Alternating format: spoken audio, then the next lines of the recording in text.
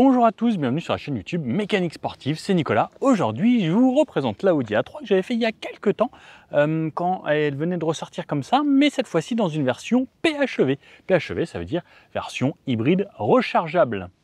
Comme d'habitude, on reparle un petit peu de la gamme A3 et ensuite on fait un essai sur tout type de route et on va surtout tester l'autonomie de cette batterie, voir ce que ça donne dans des conditions réelles en utilisation entre la ville, entre Paris et Fontainebleau, voir si on arrive à le faire. Dans la gamme 3, chez Audi, il y a la A3, que ce soit en Sportback comme aujourd'hui ou en version berline avec la malle de coffre. Il y a ensuite les versions un petit peu plus sportives, les S3, pareil, disponibles dans les deux versions.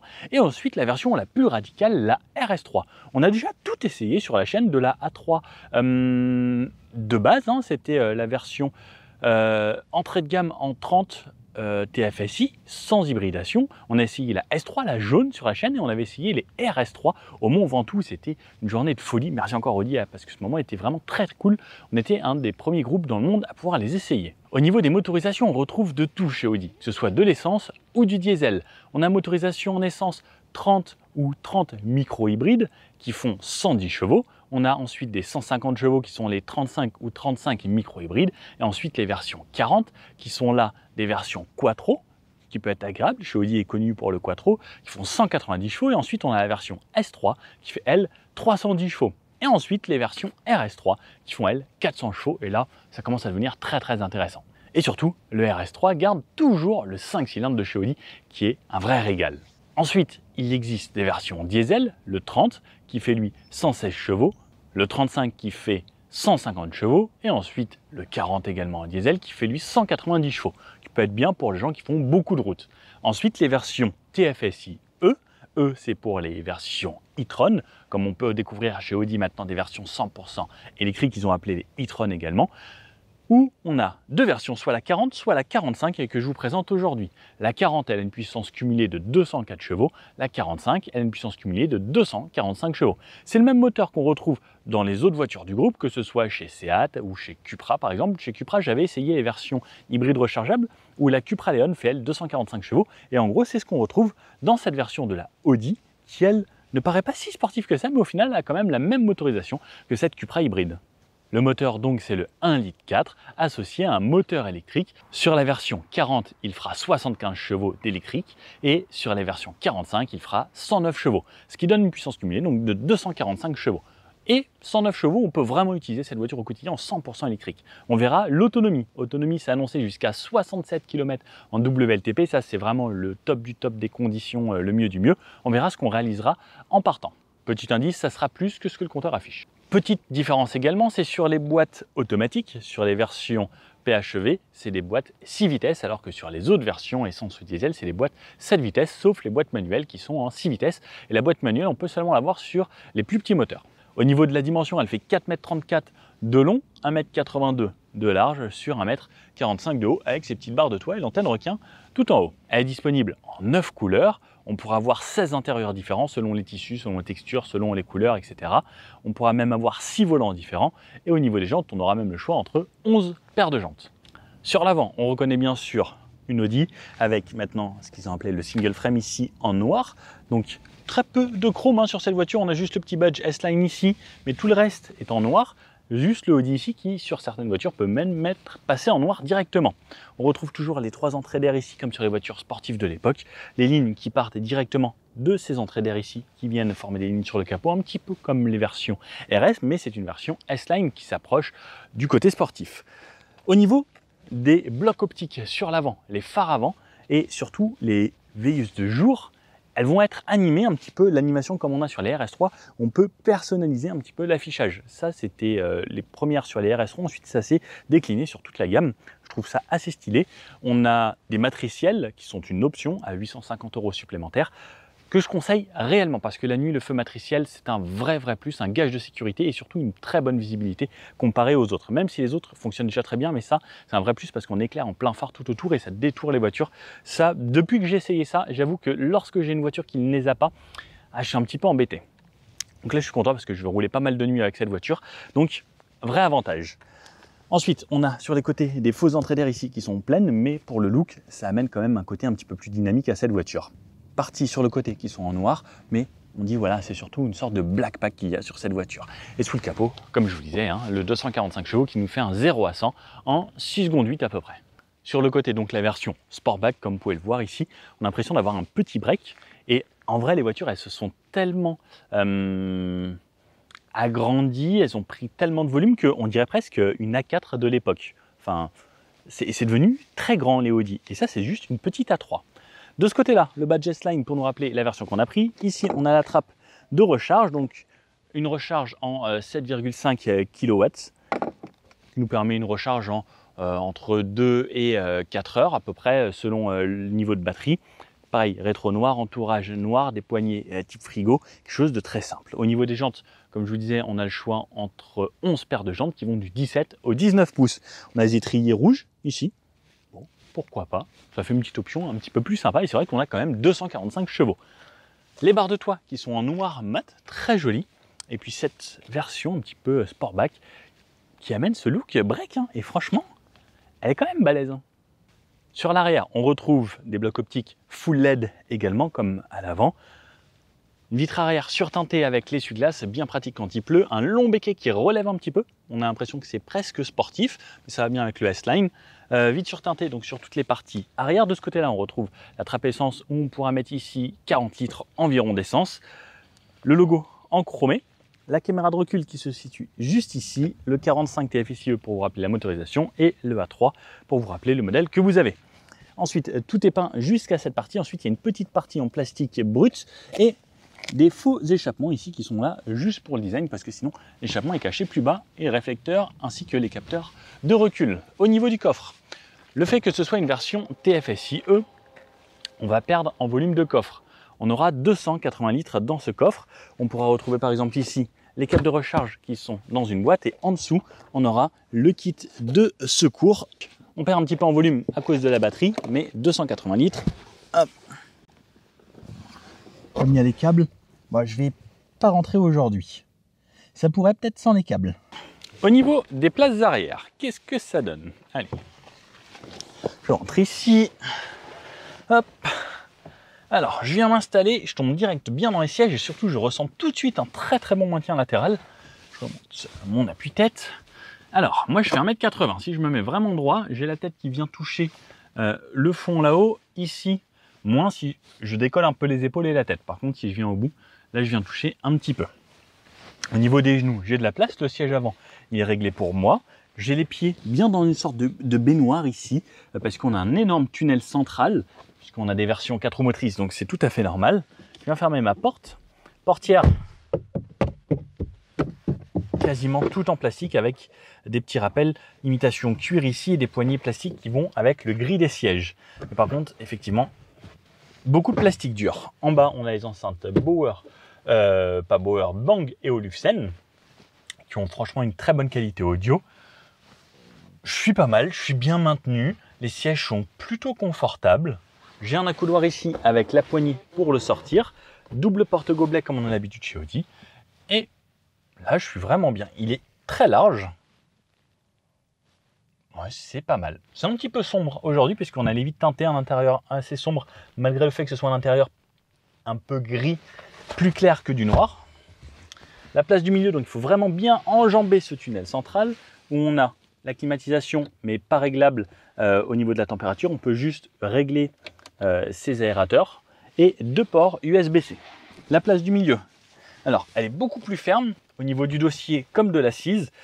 Par contre ici, donc je suis un peu plus avancé. Au niveau des genoux, ce siège pourrait l'avancer un peu comme de l'autre côté. Mais effectivement, je sens que je me suis un petit peu rapproché. Au niveau de la tête, j'ai de la place.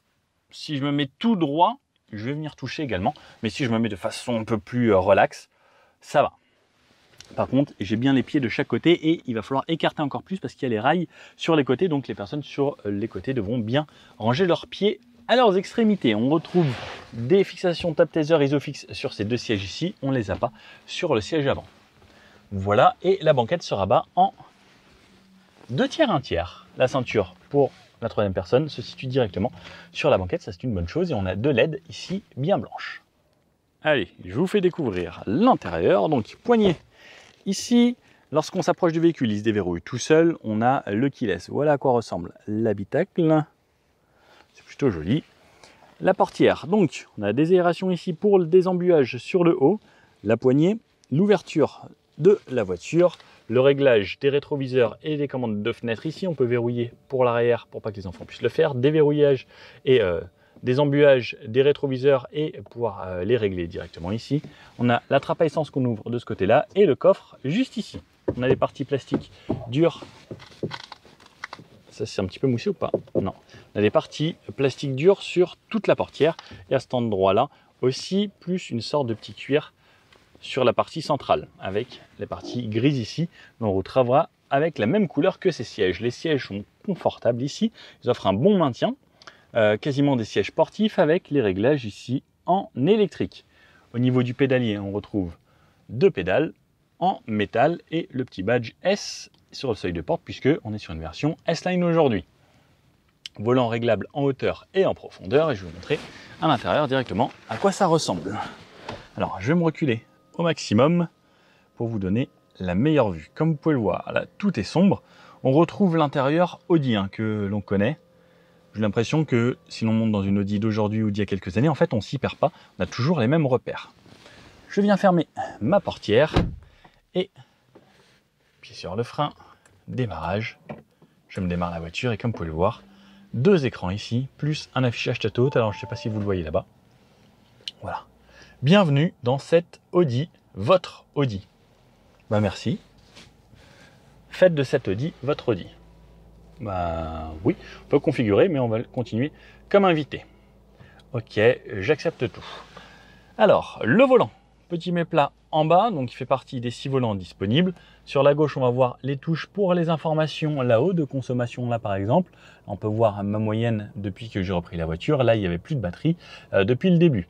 La voiture a 8000 km, on peut voir toutes les informations. On peut toujours changer les vues du compteur. Je peux également avoir mes radios ici, mon téléphone s'il est connecté, ma navigation qui est magnifique juste ici, avec toujours les compteurs sur les extrémités et revenir là. Et je peux changer de vue si je veux des compteurs plus gros, plus petits.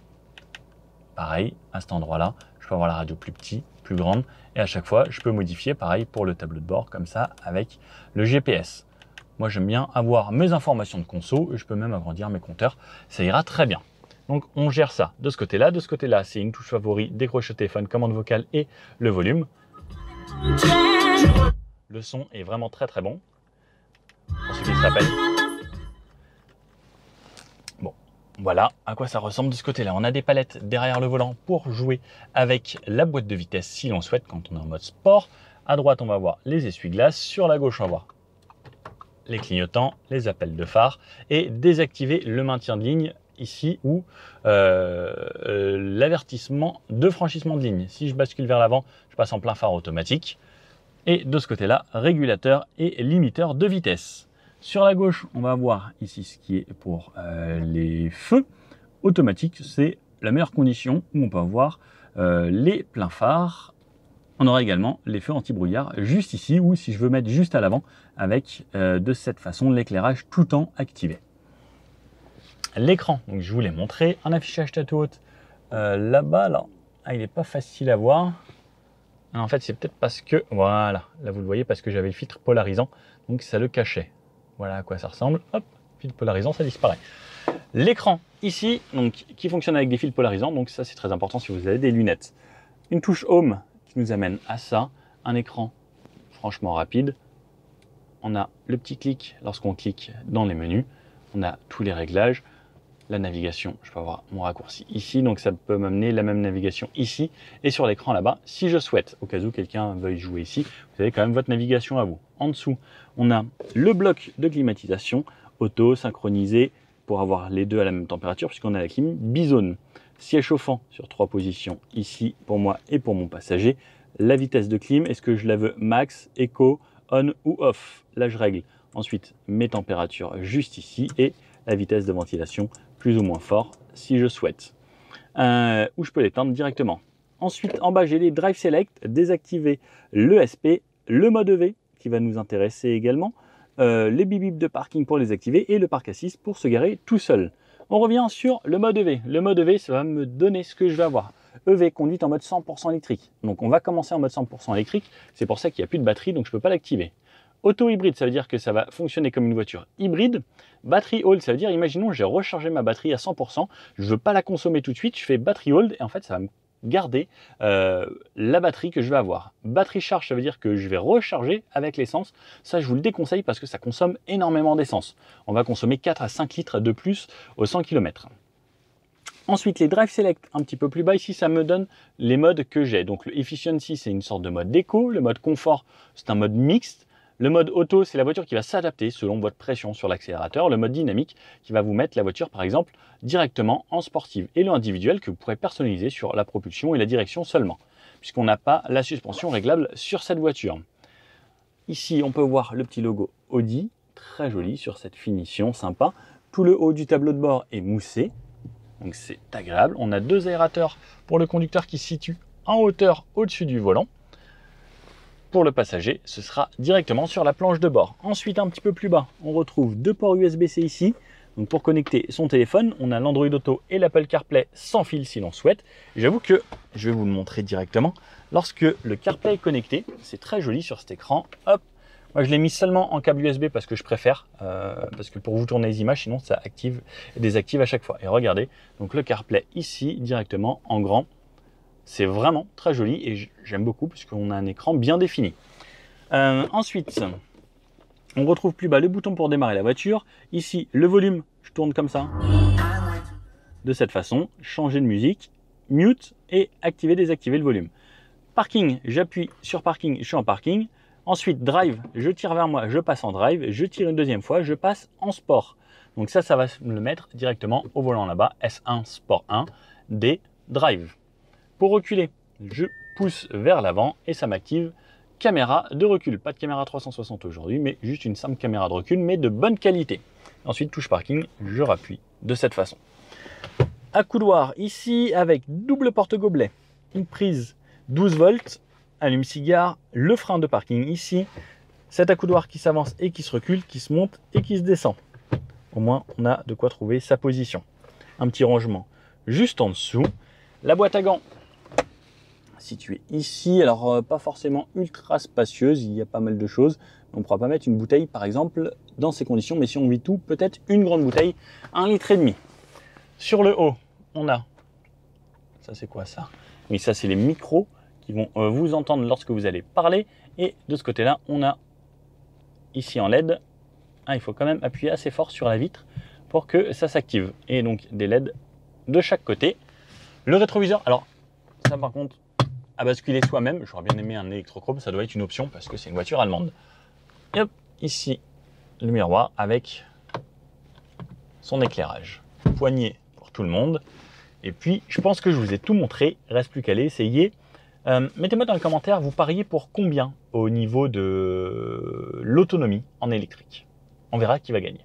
Allez, c'est parti. Allez, c'est parti. Donc avec cette Audi, je me suis mis en mode 100% électrique grâce au petit bouton EV ici. Et on va se faire le trajet d'abord jusqu'à épuiser la batterie. Donc là, j'ai la climatisation d'activer. Il fait 21 degrés, mais j'ai mis 21 dans l'habitacle. Il fait toujours un petit peu plus chaud dans l'habitacle.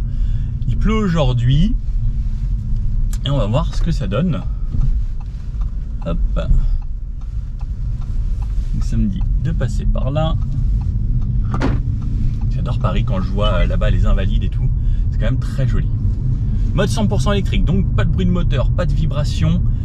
Quand on ralentit, là par exemple, chez Audi, ils ont quelque chose d'assez intelligent, c'est le freinage régénératif ou le mode roue libre que j'adore utiliser sur les voitures électriques. Et une fois à l'arrêt, j'ai le auto hold qui est activé, donc ça me permet de ne pas avoir à freiner. Et surtout, zéro vibration, zéro bruit.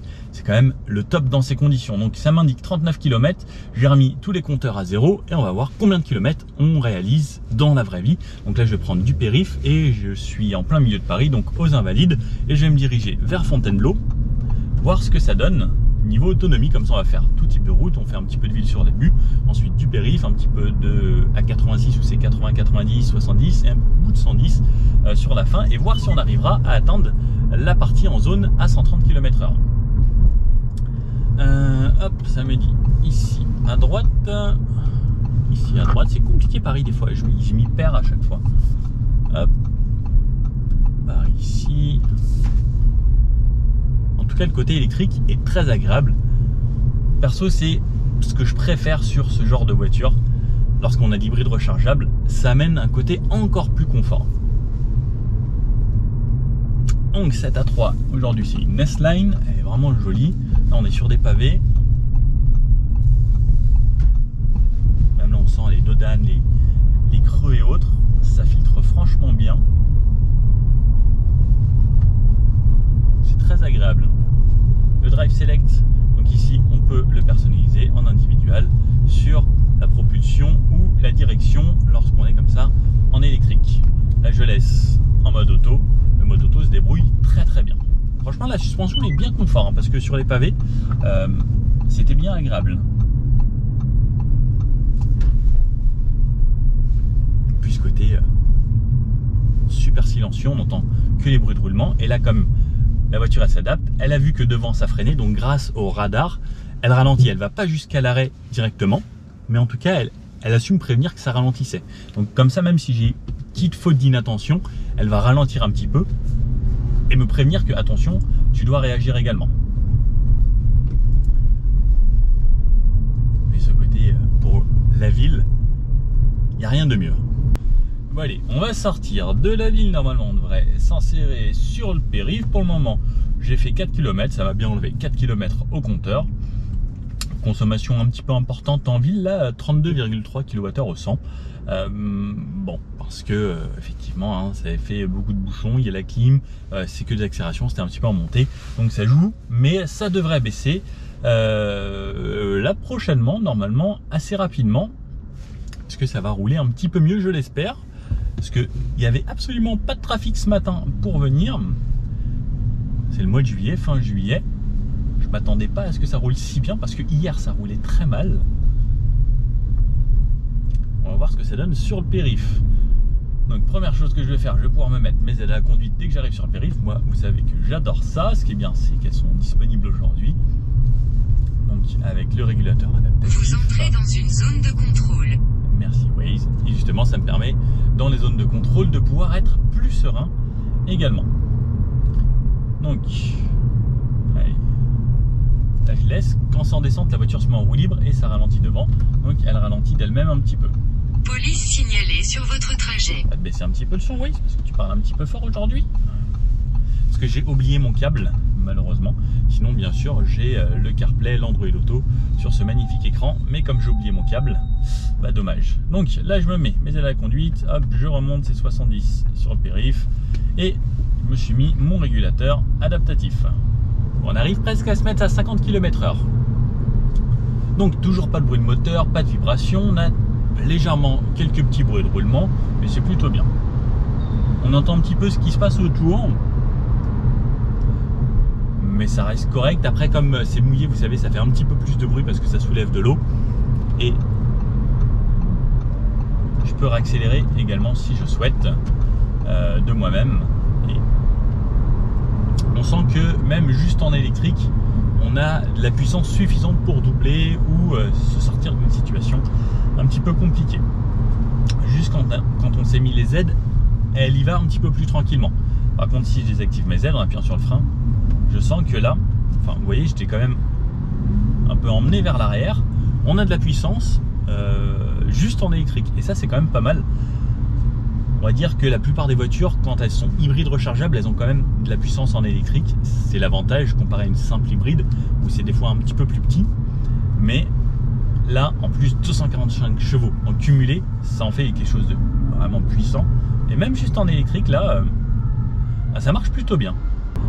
Là, par exemple, je suis en descente, ça se met en roue libre, la voiture consomme pas et on est à 0. Ça ralentit devant, elle ralentit. Là vous pouvez voir de nuit à quoi ça ressemble, donc très peu d'éclairage dans cette voiture, juste un petit peu dans les portières. On a quand même les deux beaux écrans qui sont illuminés. Donc là je suis vraiment à 50 km/h. Zone de contrôle. Ouais, ça reste agréable. C'est pas la plus silencieuse de toutes. On a quand même un petit peu de bruit de roulement, mais ça reste plutôt confortable. Allez, on va aller se mettre à 70 après ici. Donc je me remets mon régulateur. On a un petit peu plus de bruit qui vient de l'arrière surtout. De l'avant ça va, c'est plutôt bien sonorisé ici. C'est plus un petit peu de résonance qui vient de l'arrière. Ça reste léger. Et après c'est quand même le confort de l'électrique. Bon, plutôt bien. Tout est bien fermé. On entend un petit peu quand même. On aurait pu avoir une insonorisation un petit peu plus perfectible. Allez, je me monte à 90 ici. Ça relance bien, même au régulateur. Donc la voiture est quand même volontaire d'elle-même. Après, c'est vrai qu'il pleut aussi. Zone de contrôle. Après, c'est vrai qu'il pleut aussi aujourd'hui, donc ça fait un petit peu plus de bruit au niveau des bruits de roulement, parce qu'on soulève quand même pas mal d'eau. À 90 km/h, ça relance bien, même là, si j'ai besoin de doubler. J'ai la puissance nécessaire, j'ai ce qu'il faut. On peut rouler en 100% électrique jusqu'à un petit peu plus de 130 km/h, 135 normalement. Ça ralentit devant, comme j'ai mes aides à conduite, ça se passe bien. Là tout est en montée, donc ça va consommer un petit peu plus. Oh là là, les gens veulent doubler n'importe comment. Mais, le côté électrique, moi je trouve ça vraiment bien et c'est souple. Et si j'ai besoin de puissance, il y a de la puissance. Alors effectivement, quand on va être à plus de 100 km/h, le moteur électrique, comme il n'a pas toute la puissance, ça va être un petit peu moins waouh waouh que quand on est en ville. Mais on a largement assez pour rouler au quotidien en 100% électrique. Là, j'ai fait 9,6 km. Ça m'affiche encore 30 km d'autonomie. Donc on va voir. Je vais essayer de rester aux alentours de 90. Ce qui nous fera un bon mix. Et un petit peu plus loin, un petit bout de 110. Voir ce que ça donne niveau consommation. Bon, j'arrive à 50% de la batterie et j'ai réalisé 25,1 km. Exactement. Ça m'indique qu'il me reste encore 28 km. Donc au final on fait mieux que ce qui était prévu de base. Bon, je suis un petit peu dans les bouchons et autres. Il y a eu un petit peu de roulant à 90 où ça se passait bien. Au niveau de la consommation en moyenne, je suis descendu à 19,1 kWh au 100 km. Ce qui est mieux que ce qu'on avait tout à l'heure. Donc effectivement, comme on peut le voir, c'est quand ça roule un petit peu, c'est plus intéressant pour les voitures électriques. Même si la ville, on peut faire des bonnes stats. Tout dépend de comment on va rouler. Bon bah je continue comme ça, j'attends je sais pas où, où je vais pouvoir me faire le vrai bout à 110 et à 130. On va peut-être y arriver au bout à 130 finalement, mais ça bouge pas mal ce matin, donc je continue. Moi dans ce confort, depuis tout à l'heure je touche pas à mes pieds, ça fait à peu près 30 minutes que je suis dans ce genre de bouchon. Ah là là. Et c'est là aussi que je suis content de ne pas consommer d'essence, puisque l'électricité coûte quand même beaucoup moins cher encore actuellement que l'essence, surtout si on recharge à la maison. Allez, on continue. Bon alors, je viens de réaliser 42,2 km, il me reste encore 10 km d'utilisation. Depuis tout à l'heure, j'étais entre soit de la ville, 30-50, soit 70 et 90 jusqu'à présent. J'ai pas encore été à 110. Donc, on va se faire un petit bout à 110 et on va essayer un petit bout à 130 si on peut. Donc, normalement, on roule à 110 sous la pluie. Donc, ça relance, comme je vous disais, franchement correctement, même en 100% électrique. Donc là je me mets à 110 km/h au régulateur. Bon, je pense que les gens squattent beaucoup la ligne de gauche aujourd'hui. Franchement il n'y a pas de différence vraiment entre 90 et 110.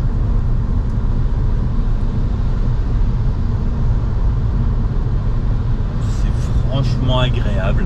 On est toujours en mode 100% électrique à cette vitesse. Par contre, ce qu'il faut savoir, c'est que plus on roule vite en électrique, plus on va consommer. C'est un moteur qui va tourner plus vite et il va forcer plus contre le vent, donc plus de consommation. Il y a certaines voitures diesel, par exemple, sur l'autoroute, ça consomme quasiment rien, mais effectivement, qu'on soit à 70, ça consommera encore beaucoup moins. Donc, voilà. Ce qu'il faut savoir, c'est qu'entre 110 et 130, il va y avoir un gros gap. Là, d'ailleurs, je suis redescendu à 18,5 kWh au 100 km. Ce qui reste, on va dire, à peu près correct. J'ai toujours la climatisation est en mode éco. Ça joue aussi un petit peu sur les consommations. Bon, les gens veulent rester à 105, 110 sur la file de gauche. Ils ne se poussent pas malheureusement. Et il y a un petit peu de monde. Et de l'autre côté, ça a l'air d'être la catastrophe. Ah là là, c'est bouché partout aujourd'hui. C'était top pour aller à Paris. Par contre, là, sur le retour et tout le reste, ça a l'air d'être la catastrophe et je dois aller chercher une BMW M1000RR par ce temps-là. Ah, ça va être marrant avec les semi-slick. Je suis mieux dans ma petite voiture d'ailleurs là. Allez, ça se dégage un peu. On va essayer de faire un petit bout à 130. Donc à 130, toujours le moteur éteint. Par contre là, les consommations vont aller beaucoup plus vite. Franchement, entre 110 et 130, j'ai pas vraiment de différence. Ça reste hyper confort.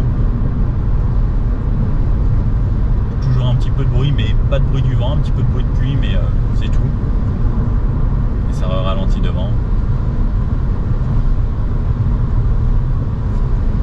Mais voilà, on peut rouler jusqu'à 130 km/h. Par contre, sachez qu'à 130 km/h, ça va vraiment aller plus vite niveau consommation. Et même les relances, même ouais, là, ça commence à devenir un petit peu mou entre 110 et 130 sur les relances. Mais ça y va plutôt bien quand même. Et là, 130.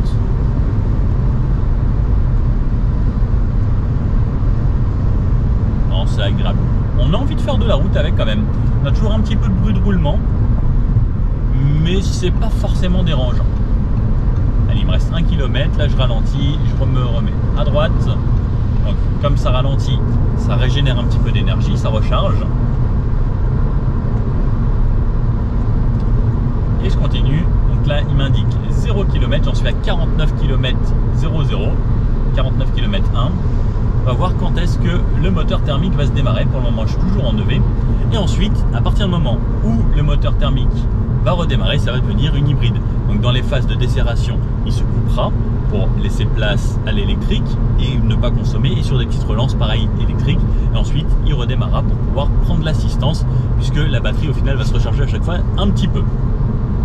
Pour le moment, toujours, est-ce qu'on va arriver aux 50? Ah non, 49,7 km.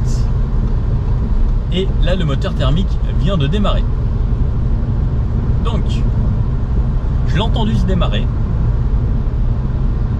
J'ai pas de compte-tour. Je suis toujours avec une sorte de réserve de puissance. Elle me dit vue restreinte parce qu'il pleut beaucoup.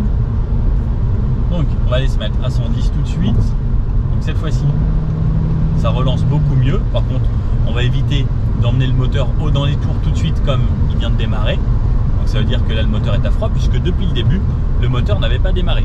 Donc attention aussi quand vous démarrez le moteur, même si vous êtes sur route, ça va aller parce qu'il va être aux alentours de 2000 tours.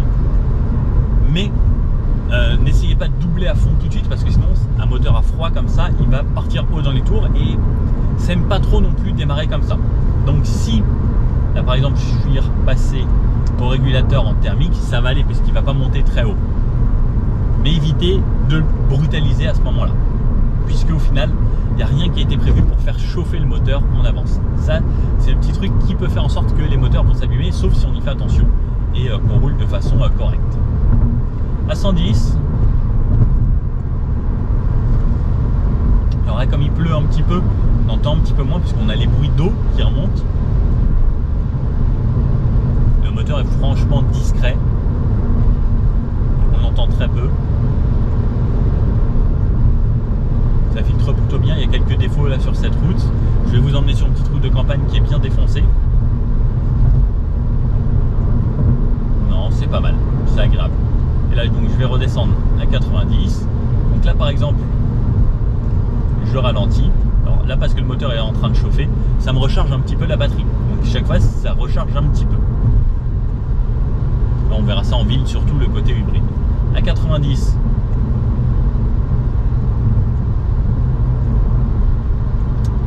Il faut vraiment se concentrer pour savoir que le moteur thermique tourne.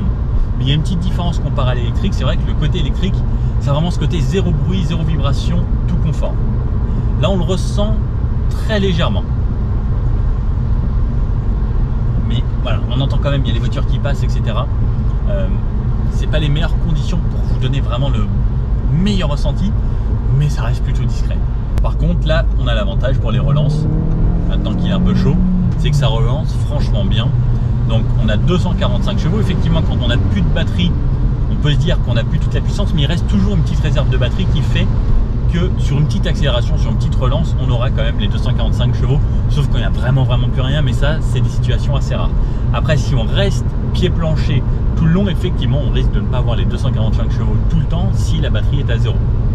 Mais dans tous les cas, la batterie n'est jamais à 0, il reste toujours une petite réserve.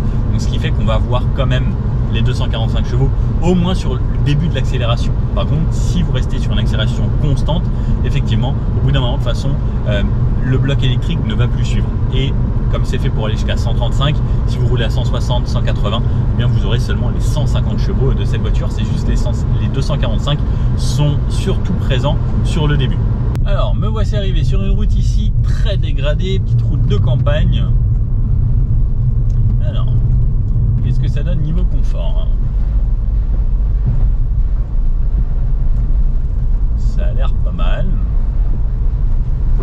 On garde quand même quelque chose d'assez réactif et plutôt dynamique. Ça reste une Audi, hein, dans tous les cas. J'aimerais bien ne pas trop la salir, malheureusement ça va être difficile. La pauvre voiture elle va être toute sale. Non, franchement c'est plutôt confort. Ça reste agréable. Même en mode auto là elle reste dynamique. On a un bon ressenti au volant. La pédale de frein très très progressive. Elle est un petit peu dure. Merci monsieur. Hop. Et sur les accélérations, ça relance bien. Ça reste très correct, hein, franchement. Après ça reste une A3. Il y a quand même les gènes premium de chez Audi. Et à chaque fois que je freine comme ça, je pars en récupération d'énergie. Et pour repartir, ça relance quand même bien. C'est pas impressionnant, mais ça relance bien. Après on a différents modes. Dans les Drive Select ici, je peux passer par exemple en dynamique. Le dynamique qui est l'équivalent du mode sport. Par contre là j'ai senti tout de suite en dynamique qu'il y a une plus grosse récupération. Donc dès que je suis passé en dynamique, la voiture, donc là je la sens beaucoup plus brutale, beaucoup plus nerveuse. Il y a une grosse fac. Oh, ça fait des trop belles images. Vous savez là quand il y a waouh, ça j'adore. Et quand je relâche la pédale, en fait ça me fait un gros frein moteur dû à la régénération électrique. Et sur les accélérations, ça patine, parce que c'est très coupleux avec l'électrique. Et ça y va franchement bien. Ça accélère fort. Donc là comme c'est mouillé, comme je vous dis, ça patine un petit peu parce que c'est très coupleux avec le moteur électrique qui s'additionne. Je vais laisser passer le camion ici. Donc beaucoup de différences avec ça. Si ensuite je passe en efficiency, je vais avoir une voiture qui est totalement différente. Et là je suis à la moitié de la pédale et ça va tout doucement. Alors que si je fais exactement la même chose en dynamique, j'appuie pareil sur la pédale. Donc en fait, ces drive modes, ça va être vraiment la différence par rapport à la cartographie moteur et selon comment vous allez appuyer sur la pédale. Mais ça va jouer également sur les modes de récupération d'énergie. Et pareil, le fait qu'on soit en mode sport par exemple, ça va forcer le moteur à tourner tout le temps et recharger constamment la batterie. Et comme la batterie va se recharger constamment, eh bien on va pouvoir avoir un petit peu plus de puissance et toujours plus.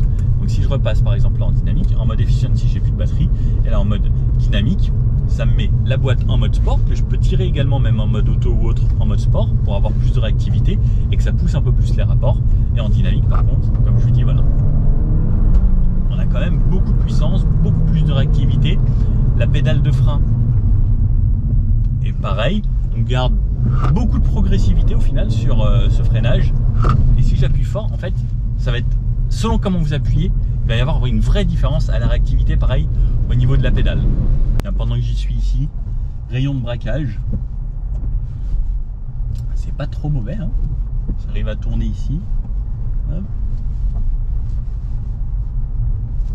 Et c'est reparti. Bon, je vais remettre tous les compteurs à zéro et vous dire combien ça consomme en hybride. Alors là je me suis fait le chemin inverse. C'est bien, j'ai des petits conseils à chaque fois à relever le pied parce que ça va ralentir, ça va changer de zone, ça va passer de 70 à 50 etc. Donc ça vous permet d'anticiper et recharger un petit peu. Et là, donc comme je vous disais, c'est repassé en thermique. Donc je disais, j'ai fait le chemin inverse. Donc j'ai refait des petites routes de campagne à 80, ensuite un petit peu de 90, du 110, pas mal. Et là je réarrive sur de la partie urbaine. Sur la partie 110, j'étais aux alentours des 6,5 litres à peu près. Et là, je suis retourné à une moyenne sur 30 km à 5,6 litres. Donc là, le moteur tourne, par exemple, parce que je roule, j'ai eu besoin d'accélérer, je relâche mon pied, le moteur se coupe et là, je passe en hybride. Donc la voiture ralentit toujours un petit peu comme tout à l'heure. Quand ça ralentit devant, elle ralentit un petit peu, elle s'adapte au panneau, etc. Et quand je freine, je reste toujours en électrique jusqu'à l'arrêt. Donc le principe de l'hybride. Et donc là, j'entends, le moteur est coupé. Et lorsque je m'arrête, bien sûr, moteur thermique désactivé. Je vais enlever mes essuie-glaces. Et là, j'ai plus que le bruit de la clim. C'est tout. Ça, c'est le côté également sympa de l'hybride. Par contre, l'idéal, c'est quand on a une hybride rechargeable, c'est de la recharger. Donc là, regardez, je pars en élec, doucement, sur tout le début. Ça part en élec, puisque c'est ce que j'ai récupéré d'électricité quand j'ai freiné. Ça reste, ça reste, ça reste. C'est pas mal. Et là, le moteur vient de redémarrer. Donc là, il se dit, bon, on a quand même besoin d'un petit peu de puissance, donc je redémarre. Je suis en mode efficiency, donc pareil, il redémarre un petit peu après parce que au niveau de l'accélération, je ne vais pas lui demander beaucoup de couple, beaucoup de puissance dès le début. Et là, par exemple, je relâche. Dès que je relâche, le moteur thermique s'éteint et je repasse en élec. Et en plus, après, je peux jouer donc toujours sur le roue libre et autres pour consommer le moins possible et faire le plus de kilomètres possible sans consommer. Le but avec ce genre de voiture, c'est il y a deux choix. Soit vous voulez juste de la puissance en plus quand vous avez la batterie qui est pleine, soit vous voulez jouer un petit peu à l'économie et vous dire bah j'ai une voiture avec de l'électricité. Le but c'est que c'est une hybride, donc on va essayer de faire des consommations le plus basses possible. Alors là par exemple, 50 km/h, j'ai réaccéléré, j'ai ralenti un petit peu, c'est repassé en élec et en fait ça va jouer comme ça constamment. Lorsqu'on roule à basse vitesse, on va très peu le sentir au final puisque la transition entre thermique et électrique, on va pas du tout la sentir. Quand le moteur se coupe, on ne le sent pas du tout.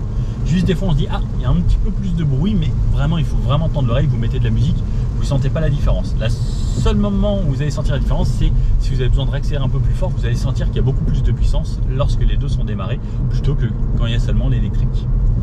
Et là par exemple ça va descendre tout le long, donc pour le moment je reste en élec et vous avez les consommations et là ma consommation baisse un petit peu, je suis une moyenne à 5,4 litres.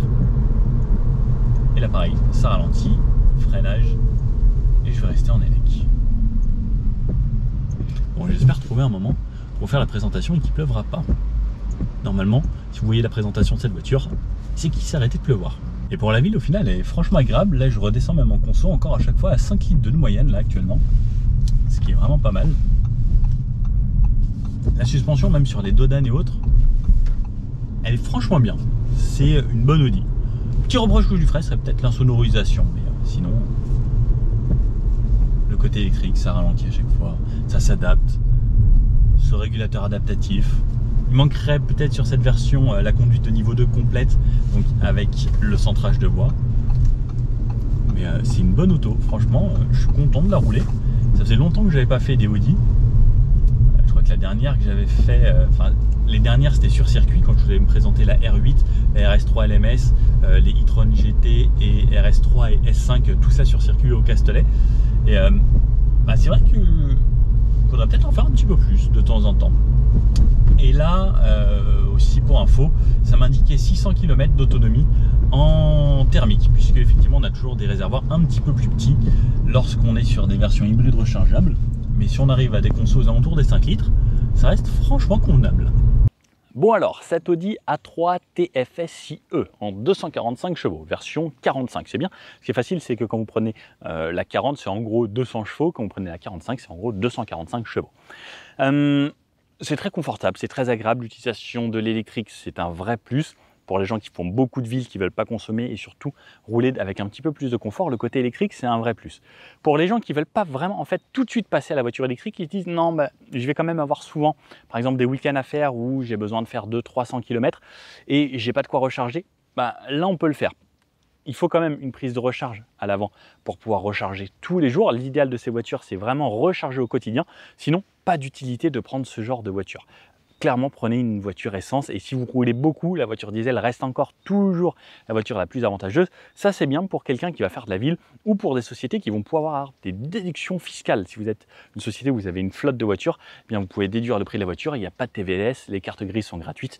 C'est vrai que ça a quand même un avantage pour les sociétés. Mais en tant que particulier, si vous n'avez pas de quoi recharger, clairement, ne passez pas là-dessus. Ça n'a aucun avantage pour vous, ça va vous coûter même plus cher et ça consomme un petit peu plus lors des longs trajets. C'est vraiment fait pour des gens qui vont aller, par exemple, au travail, pas trop loin, une cinquantaine de kilomètres, en gros, aller-retour. Vous allez rien consommer et tous les soirs, vous rebranchez à la maison. Et si vous avez besoin de partir en vacances, vous pouvez quand même partir avec le plein d'essence qui vous permettra de faire quasiment 600 km. Et c'est là que c'est avantageux. Si vous faites jamais de longs trajets, clairement, passez directement à l'électrique si vous avez les moyens. Alors chez Audi, ça coûte encore un petit peu plus cher hein, parce que pour le moment, il n'y a que des grosses voitures chez Audi qui sont 100% électriques. Mais le full électrique, si vous voulez y passer, seulement si vous restez dans votre zone et vous n'avez pas besoin de partir, ou si vous avez une autre voiture pour partir faire des vacances, ou si vous partez en train ou en avion à chaque fois. Là, ça peut être intéressant puisque la voiture électrique, c'est du confort supplémentaire. Effectivement, si on recharge à la maison, c'est des coûts en moins et on a encore des avantages fiscaux pour le moment. On va voir, ça risque peut-être de changer dans les années à venir. Mais voilà, très bon modèle. Après, on reste quand même sur une voiture qui se veut un minimum premium. C'est une bonne auto du quotidien. Les consommations étaient raisonnables lorsqu'on n'avait plus de batterie, contrairement à ce qui se faisait avant où ça consommait quand même beaucoup plus. Là, j'ai trouvé ça raisonnable.